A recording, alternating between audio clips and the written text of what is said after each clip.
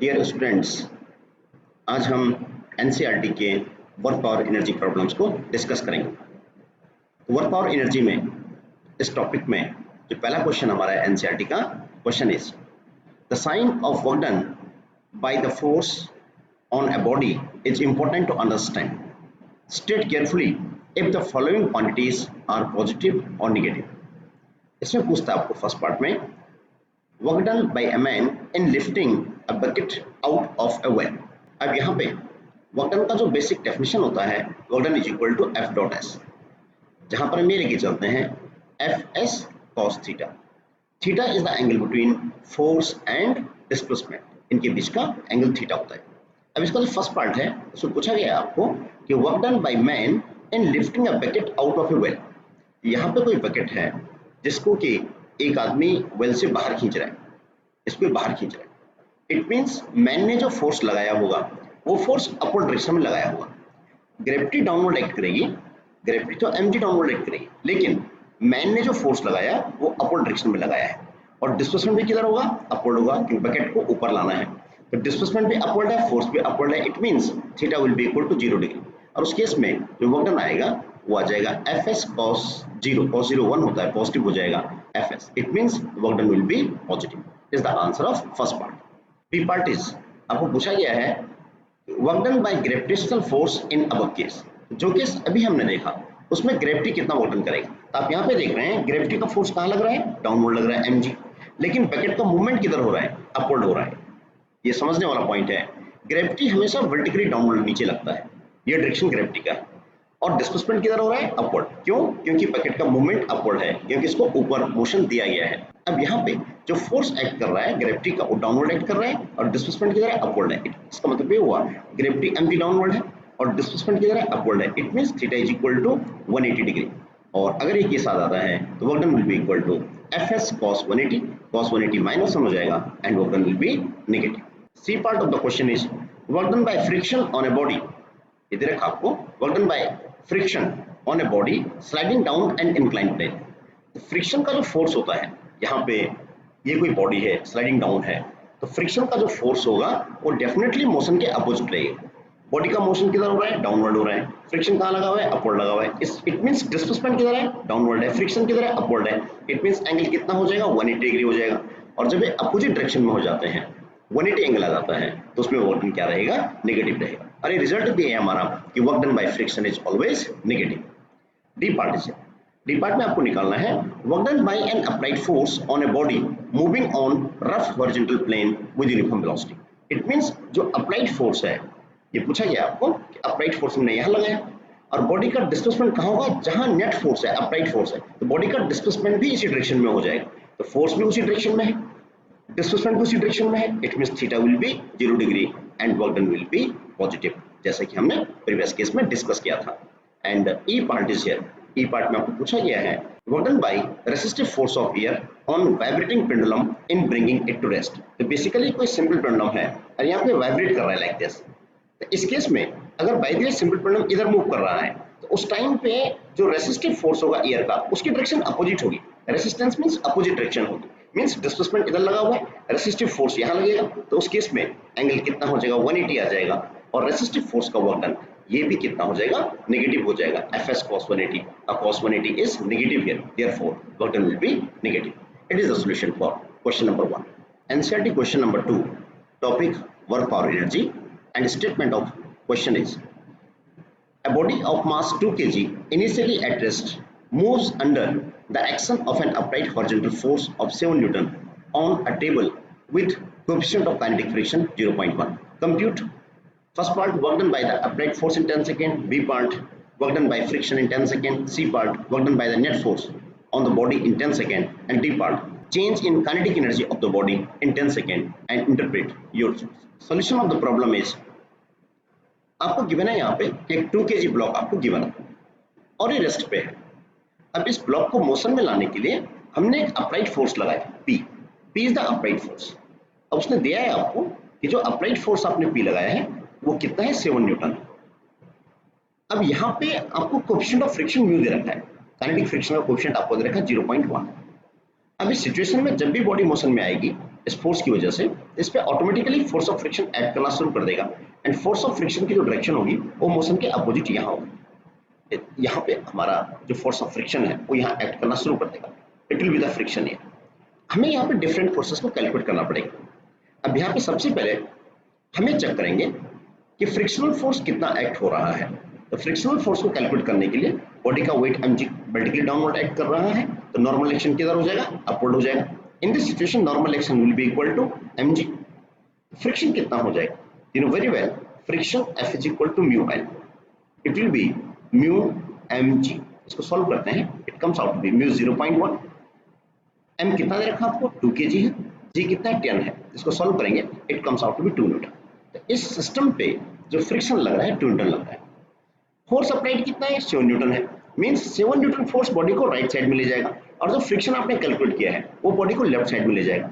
In this way body का जो movement होगा उस मूवमेंट के लिए नेट फोर्स रिस्पांसिबल कौन सा होगा, वो नेट फोर्स हो जाएगा F is equal to, it is your P minus friction. Net force F is equal to P कितना लगा है 7 न्यूटन माइनस फ्रिक्शन कितना है 2 newton, it comes out to be 5 newton. अब यहाँ पे जो फोर्स नेट हमें मिला है वो कितना आ गया 5 न्यूटन आ गया है, आप इसको यहाँ मेंशन कर दीजिए। अब हम जानते हैं कि जब भी कोई बॉडी फोर्स के अंडर में मोशन में आ जाती है तो डेफिनेटली बॉडी के अंदर एक एक्सेलरेशन जनरेट हो जाता है। अब जो एक्सेलरेशन आएगा वो एक्सेलरेशन कितना हो जाएगा, F is equal to ma, और F कितना आपके पास 5 न्यूटन है, m कितना है 2 है, acceleration a, and therefore a comes out to be 5/2 that is equal to 2.5 metre per second square. तो बॉडी के अंदर इतने का एक्सेलरेशन जनरेट हो गया है। अब ये जो प्रॉब्लम है ये वर्क की प्रॉब्लम है, इट मींस आपने वर्क डन को कैलकुलेट करना है। अब आपके पास जो इंफॉर्मेशन है वो ये है कि जब आपने 7 न्यूटन का अप्लाइड फोर्स लगाया, बॉडी का जो फ्रिक्शनल फोर्स है वो 2 न्यूटन एक्ट हो गया, तो नेट फोर्स की वजह से जो कि 5 न्यूटन आया है बॉडी का राइट साइड में एक्सेलरेशन मिल गया है। तो आपको फाइंड आउट करना है कि 10 सेकंड में कितना वर्क डन होगा। इसका मतलब ये हुआ कि 10 सेकंड में आपको डिस्प्लेसमेंट को कैलकुलेट करना पड़ेगा। Let me calculate displacement in 10 second. तो for t is equal to 10 second, displacement का फॉर्मूला होता है हमारा s is equal to ut plus half a t square। Displacement s is equal to u कितना है 0 starting from rest plus half a कितना है 2.5 into T square मतलब आपको गिवन है 10 सेकेंड के बाद आपको वर्क डन को कैलकुलेट करना है। सॉल्व करेंगे केयरफुली तो आपका आंसर कितना आ जाएगा, it comes out be 125 metre.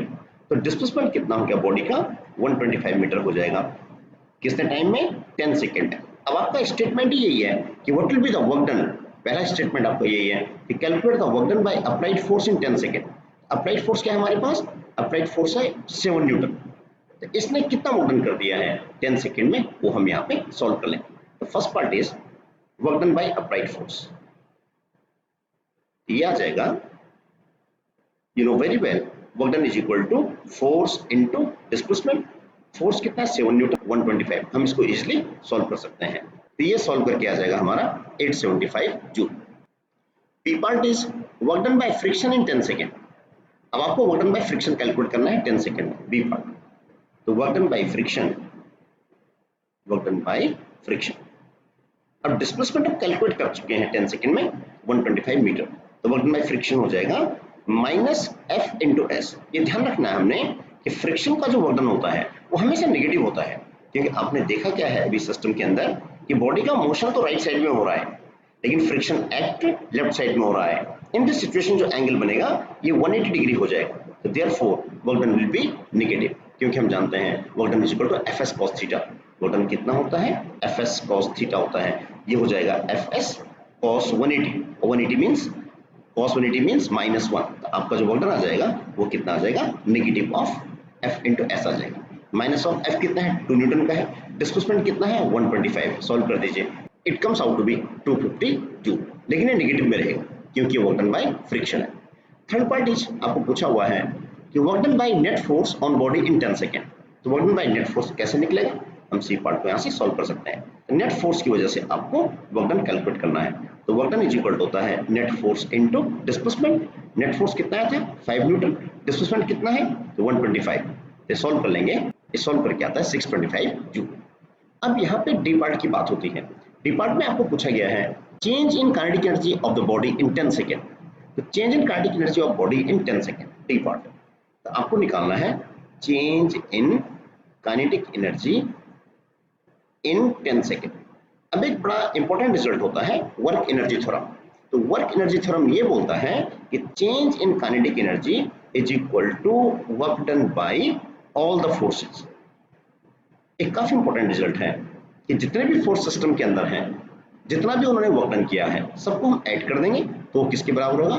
Change in kinetic energy के बराबर होगा। अब यहाँ पे जो वर्क डन हुआ है, वहां पे जो फोर्सेस एक्ट हो रहे हैं वो दो फोर्स हैं, एक तो अप्लाइड फोर्स है और दूसरा कौन सा? फ्रिक्शनल फोर्स है। ये दोनों फोर्स है। तो इन्होंने जो नेट वर्क डन हो जाएगा वो कितना आया था? Work done by net force आ जाएगा हमारा। आप समझ सकते हैं, एक फोर्स तो कौन सा है? अप्लाइड फोर्स है P, दूसरा फोर्स कौन सा है? फ्रिक्शन है। अब इन दोनों ने वर्क डन कर दिया तो वर्क डन कितना है? 875 आया, ये माइनस 250 जूल आया। इसका मतलब ये वैल्यू हम यहाँ पर कर देंगे, ये हो जाएगा work done by applied force plus work done by friction. अब work done by applied force कितना है? 875 है, minus work done by friction कितना है? 250 है। ये सॉल्व करके आ जाएगा हमारे पास 625 जूल। तो आप यहाँ से देख सकते हैं कि जो work done by net force है वो किसके बराबर है? चेंज इन काइनेटिक एनर्जी के बराबर। आप इस आंसर को, डी आंसर को इंटरप्रेट भी कर सकते हैं। आप एक काम कीजिएगा कि 10 सेकेंड के बाद इस ब्लॉक की वेलोसिटी कैलकुलेट कर दीजिएगा। वेलोसिटी कितना हो जाएगा? u plus A T. तो v इक्वल टू यू तो 0 हो गया, ए आपने सॉल्व कर रखा है 2.5, टी हो गया 10 सेकेंड, तो इसका वेलोसिटी आ जाएगा 25 मीटर पर सेकेंड। अब आप यहाँ पे 25 मीटर पर सेकेंड से वेलोसिटी आ गया है तो इसका काइनेटिक एनर्जी कितना हो जाएगा? Kinetic energy become half m v square. अब आपको पता है हाफ मास आपको गिवन है 2 kg, वी स्क्वायर कितना है यहाँ पे? 25 इंटू 25। आप सॉल्व कर दीजिए, it comes out to be 625 joule. अब आपने ये जो काइनेटिक एनर्जी कैलकुलेट किया है, इनिशियल काइनेटिक एनर्जी 0 है। यहाँ पे काइनेटिक एनर्जी इनिशियली क्या है? हमारे 0 है, क्योंकि सिस्टम किस में था? रेस्ट पे था। तो इनिशियल काइनेटिक एनर्जी 0 है, तो फाइनल काइनेटिक एनर्जी कितना है? 625 है। तो चेंज इन काइनेटिक एनर्जी कितना आ जाएगा? 625 माइनस 0, यानी it comes out to be 625 joule. तो आपने इसको दोनों मेथड से चेक कर दिया है। आपने एक तो एक्चुअल प्रोसेस से यहाँ से काइनेटिक एनर्जी को सॉल्व कर लिया कि एक्चुअल में कितनी काइनेटिक एनर्जी बनेगी इसकी, और दूसरा आपने वर्क एनर्जी थ्योरम से चेक कर लिया है। आपने देखा कि दोनों रिजल्ट हमारे मैच कर रहे हैं, कि दोनों में जो आंसर आ रहा है वो कितना है? 625 joule. Question number 3, NCERT work power energy. Given in figure are some examples of potential energy functions in one dimension. The total energy of the particle is indicated by the cross on the coordinate axis. In each case, specify the region, if any, in which the particle cannot be found for the given energy. Also indicate the minimum total energy of the particle must have in each case. Think of simple physical context for which these potential energy shape are relevant. अब आपको यहाँ इस question में ये figures given है। In figure में उसने यहाँ पोटेंशियल एनर्जी दे रखी है और यहाँ पोजीशन दे रखी है पार्टिकल की, डिस्प्लेसमेंट है, पोजीशन है। V not is the maximum potential energy जो इसके कॉरस्पॉन्डिंग आपको यहाँ पे दे रखी है। ये बोला जो E है, E is the total energy. अब इस क्वेश्चन को कैसे समझेंगे हम? तो एक्चुअल में किसी सिस्टम की जो टोटल एनर्जी होती है, तो total energy is simply the sum of kinetic energy plus potential energy, kinetic energy plus potential energy. अब हम ये देखते हैं कि जो काइनेटिक एनर्जी होती है सिस्टम की, kinetic energy E k is equal to E minus potential energy. यहाँ से आ जाएगा, हमने यहाँ से काइनेटिक एनर्जी को सॉल्व कर लिया है। अब एग्जैक्टली होता क्या है कि सिस्टम की जो काइनेटिक एनर्जी होती है वो हमेशा पॉजिटिव होती है। Kinetic energy is equal to half m v square. अगर कहीं पे सिचुएशन एग्जिस्ट कर रही है तो उसमें ये काइनेटिक एनर्जी पॉजिटिव होना चाहिए। अब यहाँ पर आप समझ सकते हैं कि अगर हम ये देखें कि पॉसिबिलिटी है कि ये फिगर इस रीजन में पार्टिकल एग्जिस्ट कर सकता है, तो पॉसिबल रीजन कौन से हो सकते हैं? उन पॉसिबल रीजन के लिए kinetic energy must be positive, ये पॉजिटिव होना चाहिए। और ये पॉजिटिव तभी हो पाएगा जब E is greater than E, यानी ये हमारे पास वो केस है जो वैलिड केस है। और जो इनवैलिड केस होगा उसके लिए, जो नॉट पॉसिबल केस रहेगा, उसके लिए काइनेटिक एनर्जी सिस्टम की नेगेटिव हो जाएगी। और वो कब होगी? यानी काइनेटिक एनर्जी क्या हो जाएगी? नेगेटिव। और वो किस सिचुएशन में पॉसिबल है? when this EP become more than total energy। ये जो पोटेंशियल एनर्जी है अगर ये ज्यादा हो जाएगा, आप समझ सकते हैं यहाँ से E माइनस EP, अगर ये क्वांटिटी ज्यादा हो जाएगी तो काइनेटिक एनर्जी कम हो जाएगी। आप समझ सकते हैं इसको, इस एग्जांपल से समझते हैं। E इज इक्वल टू 10 है और ये माइनस 15 हो गया, तो ये हमारे पास क्या है, काइनेटिक एनर्जी है, ये पोटेंशियल एनर्जी है। अब यहाँ पे ये काइनेटिक एनर्जी हमारे पास E के इक्वल टू 10 माइनस 15 है, ये टोटल एनर्जी है, ये पोटेंशियल एनर्जी है। अब यहाँ पे जो आंसर आएगा क्या आएगा, -5 आएगा। तो ये पॉसिबल नहीं होगा, मीन्स जहाँ पे पोटेंशियल एनर्जी ज्यादा हो जाएगी वो पॉसिबल नहीं रहेगा। इस क्वेश्चन में आपको वो रीजन फाइंड आउट करने हैं कि जिनमें पार्टिकल एग्जिस्ट कर सकता है। इस क्वेश्चन को आंसर देने के लिए हम डायरेक्टली एक काम करेंगे कि जो ये टोटल एनर्जी आपको गिवन है, इस टोटल एनर्जी के कॉरस्पॉन्डिंग हमें एक लाइन ड्रॉ कर लेंगे। तो ये हमारे पास टोटल एनर्जी आ गई। टोटल एनर्जी की लाइन जो ड्रॉ कर दी गई है ये वाली, इस लाइन में ये टोटल पॉसिबल एनर्जी है। लेकिन अगर हम ध्यान से देखें तो इसके ऊपर ये जो सिचुएशन है यहाँ पे x इज इक्वल टू ए से लेकर के और ये आगे तक जो आप देख रहे हैं, यहाँ पे हम देखें तो ये V0 क्या है, पोटेंशियल एनर्जी है। अब यहाँ पे ये टोटल एनर्जी है और ये पोटेंशियल एनर्जी है। अब जो पोटेंशियल एनर्जी है वो टोटल एनर्जी से ज्यादा हो गई है। तो आप समझ सकते हैं इस रीजन में यहाँ पे यहाँ x इक्वल टू ए से आगे, इस रीजन में आप देख सकते हैं, इस रीजन में ढंग से आप समझ सकते हैं कि यहाँ पे for x is greater than a, इस एक एग्जांपल में for x is greater than a, आप देख सकते हैं कि यहाँ पे जो टोटल एनर्जी है वो टोटल एनर्जी तो ये वाली आई है, ये टोटल एनर्जी है, और जो पोटेंशियल एनर्जी आ रही है उसकी वो पोटेंशियल एनर्जी ये ऊपर हो गई, ये पोटेंशियल एनर्जी हो गई है। और आप जानते हैं कि पोटेंशियल एनर्जी जहाँ पे ज्यादा हो जाती है वो केस वैलिड नहीं होगा, क्योंकि सिस्टम की काइनेटिक एनर्जी नेगेटिव हो जाएगी। यानी आपको पता है कि जो एनर्जी होनी चाहिए वो पोटेंशियल एनर्जी से ज्यादा होनी चाहिए, ये केस वैलिड होगा। अब ये कौन सा केस होगा, वो ये वाला रहेगा। यहाँ अगर हम ढंग से देखें, यहाँ पे अगर हम चेक करें केयरफुली, यहाँ पे तो आप देखेंगे कि इस रीजन में यहाँ जो टोटल एनर्जी है ये पोटेंशियल एनर्जी है, पोटेंशियल एनर्जी से ज्यादा है। इसका मतलब particle will be existing, the situation is valid for x is less than a, ये valid केस रहेगा हमारे लिए, and x is greater than a, it become invalid, is not possible, ये possible नहीं है। ये possible क्यों नहीं है, क्योंकि यहाँ पे पोटेंशियल एनर्जी टोटल एनर्जी से ज्यादा हो गई है। अभी हमने जिस पॉइंट्स को कवर करने की कोशिश की, समझने की कोशिश की, उसको अब हम डिटेल में दोबारा यहाँ चेक कर सकते हैं। अब आपको बी एग्जाम्पल को सॉल्व करना है। तो यहाँ पे जो टोटल एनर्जी आपको ये दे रखी है, अब आपको ये समझाया गया है कि जो पोटेंशियल एनर्जी होनी चाहिए वो टोटल एनर्जी से कम होनी चाहिए फॉर वैलिड केसेस।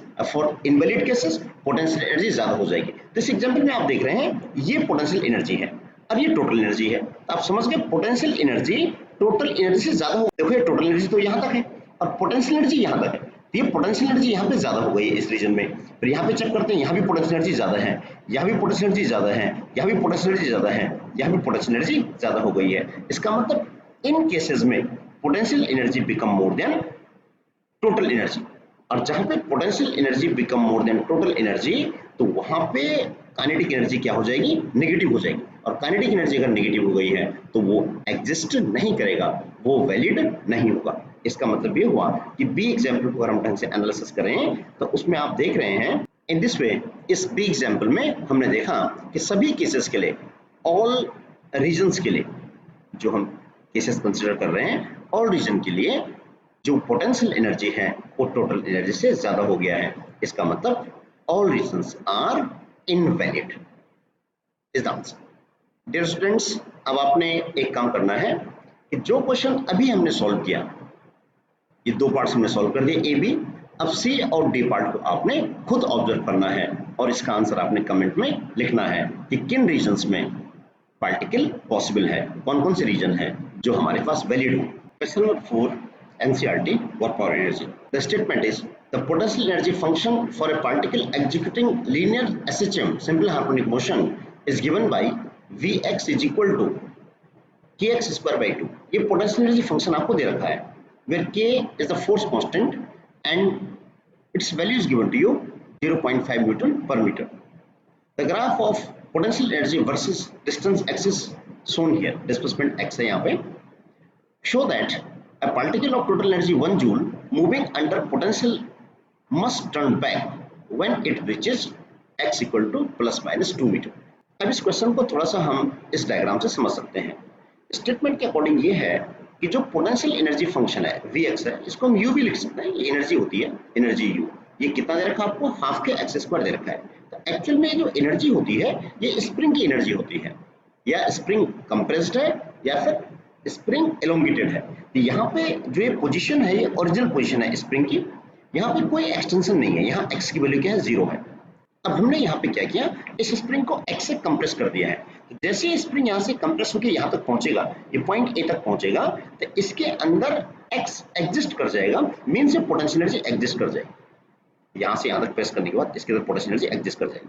अगर हम इसको फ्री छोड़ते हैं यहाँ से, फिर क्या होगा, ये वापस आएगा, और जब ये वापस आएगा तो ये वापस यहाँ तक जाएगा, और फिर इसमें मेन पोजीशन को क्रॉस करने के बाद फिर इसमें एक्सटेंशन x आ जाएगी। तो इस तरह से फिर जब ये पोजीशन B पे जाएगा तो इसकी वेलोसिटी फिर 0 हो जाएगी, और फिर रेस्टोरिंग फोर्स की वजह से फिर वापस आएगा and it will execute SH। अब इसके यहाँ पे सिंपल हार्मोनिक मोशन ऑसिलेशंस हो जाएंगे, इस तरह से इसके ऑसिलेशंस यहाँ पे स्टार्ट हो जाएंगे। तो आपको जो ग्राफ दे रखा है ये इसी पोटेंशियल एनर्जी का ग्राफ दे रखा है।